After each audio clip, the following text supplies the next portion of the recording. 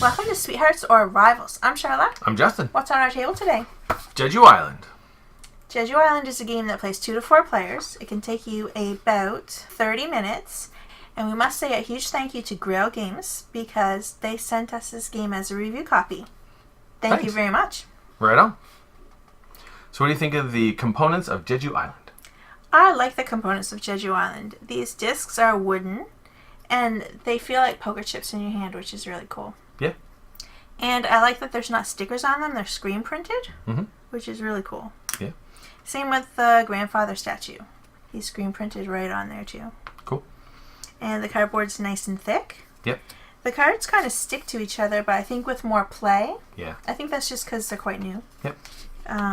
They're easy to shuffle though. They're a nice big card, so they're easy to shuffle, but they do bend a little bit. Yeah. So you gotta be careful. They aren't the heaviest weight cardstock. Yep. Yep.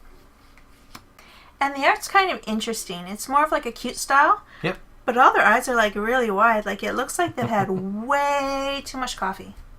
Kind of freaks me out a little bit. But it's kind of cute. Like kind of cute. Right on. The board's very interesting because actually, in spending time in Korea, went to Jeju Island for a couple of days. And when you look around the board, the place where the ferries land, there's a lighthouse there. There's the volcano in the middle. It's not an active volcano, but it's there on the board. On the far right of the board, there is the Sunset Peak. And then on the bottom of the board, there's a little area where there's a bunch of falls. And I've been to some of these places, which is kind of cool. Yeah, it's kind of cool. So that's kind of neat. Even the statue here represents a big part of like the island because there's these statues all over the island, you said. Yeah. And they're carved from the volcanic rock, which is kind of cool. Kind of brings back a sense of nostalgia. Yeah. So, what about the strategery, which is a word we use for strategy, tactics, and luck? It's very interesting. So, there's going to be the luck of the draw of the cards. There's also going to be a lot of tactical and player chaos as you change the discs around the board. And it's kind of neat because you can maybe figure out what your opponent's going to do next turn and then figure out what you could do based off of that. Mm-hmm. But I think that's definitely more for a 2-player game, back and forth. Maybe, because you're not going to get that if you have to wait 3 turns for your turn to come back. Exactly. Yeah. So it makes it for a lot of tactical play. Knowing what kinds of bonuses you can get from the cards, you can just go for straight up points.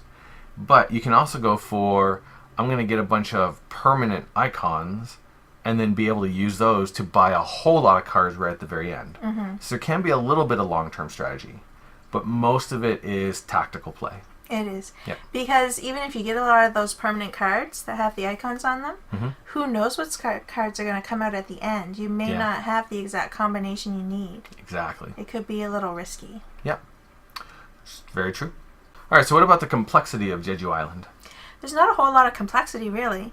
I think the most complex thing about the game is trying to figure out how to move your discs around to either get the best tiles, like to maximize the most or the best, or to block your opponents. Yeah.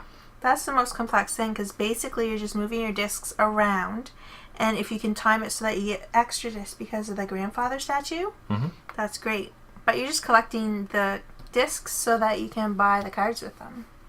All in all, I think it's pretty straightforward. Yeah. I do like the fact that you've got your 2 discs, so there's usually 2 piles to choose from.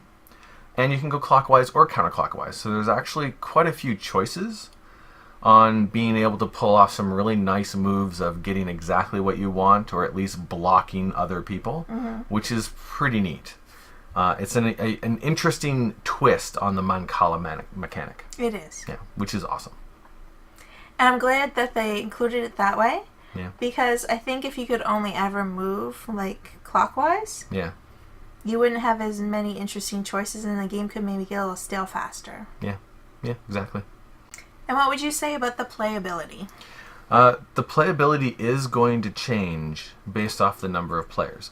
Now, we've only actually ever played it as a 2-player game, but we did play kind of like a made-up variant where we played as if there were 4 players. Mm-hmm.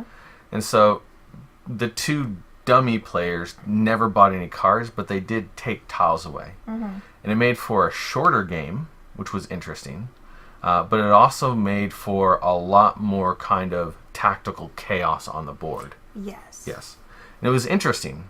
But it's still a little bit less of the, if I do this, she's going to do that, which means I can do this. There's much less of that possible. But I think, say, if we played this mainly 2 players, and it was getting a little too easy for us, Yeah. that would be a good way to amp up some of the tension in the game, I think. Yeah. Yeah. And you watch as a lot of tiles disappear very quickly when you play it that way. And what about the mechanics and the theme? Because it kind of reminds me a little bit of Tokaido.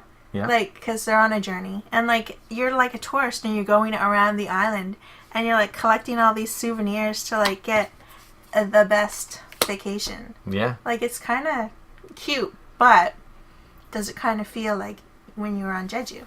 Well, considering when we got to Jeju, that's exactly what we did, is we would go to this place, and then we hop on a bus and go backwards to that place, and then we go around the other way and go to a different place, and then we ran into our bosses who were quite upset that we didn't tell them we were going to Jeju, and then we ended up staying at their place overnight, and then they took us to like 14 different places, and it was just crisscrossing and going back all over the place. Yeah. So it's very thematic. Very much so. Awesome. I'm glad we have that little extra bit of experience to like pass along to the viewers. Yeah. Jeju Island is nice. It was very cool.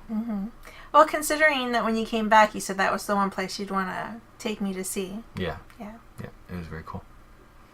Right on. So, does Jeju Island have the cuteness or the awesomeness? It's got the cuteness. Yes. Except for the like pie eyes. Like The pies. but everything else, like all the art and everything else is like super cute. It's just these super like wide and scary eyes. It kind of creeped me out a little bit. There you go. But that's it. Like, Okay. yeah, it's super cute. Right on. And are we going to be trading or keeping Jeju Island? I would like to keep Jeju Island. Yes, they're definitely going to keep it. Yeah, because I think that we have some really hardcore gamers that we play with, but we've also got some casual gamers. Yeah. And sometimes when they're over, I have a really hard time picking a game to play. Yeah. But I can envision myself playing this with them and envision myself being able to teach a game. Yeah. Which is also another big thing. Like, usually you teach the games. I feel confident that I could teach this game. Yeah. It's a very interesting and unique bunch of mechanisms in the game, which makes me enjoy it. But it's also a light kind of gateway family game. Yeah. Yeah. So that's very cool. Right on. Fills that niche very well. It does. Right on. So, do we finish Jeju Island as Sweethearts or Rivals? We finished it as Sweethearts. Yeah. Well, didn't you say it's the honeymoon capital of, like, Yes, Korea? it is. Jeju Island. So, of course, it has to be Sweethearts. There we go. Like, we're not monsters. No. Monsters. Yes, definitely a sweetheart game. It can get a little competitive. Yep. Especially when you like grab a bunch of tiles and you're like, I'm going to go blop, blop, blop, and I just covered all of your tiles up. I'm getting stuff and you're not. But That is mean, but I don't feel too awfully upset. No, because you're just having fun. Yeah. Right on. Cool. That's Jeju Island. It is. Thanks for watching. Thanks a lot. We'll see you in the next video. Laters.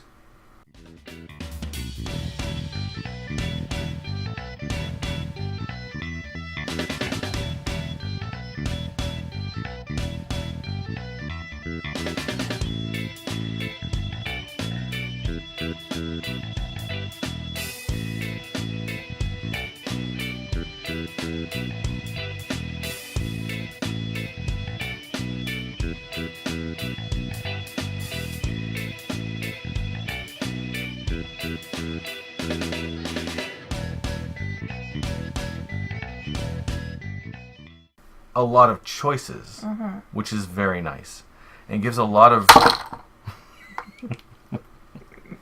moments of scaring the cat. Hi, cat. What do you think of Jeju, Jinx?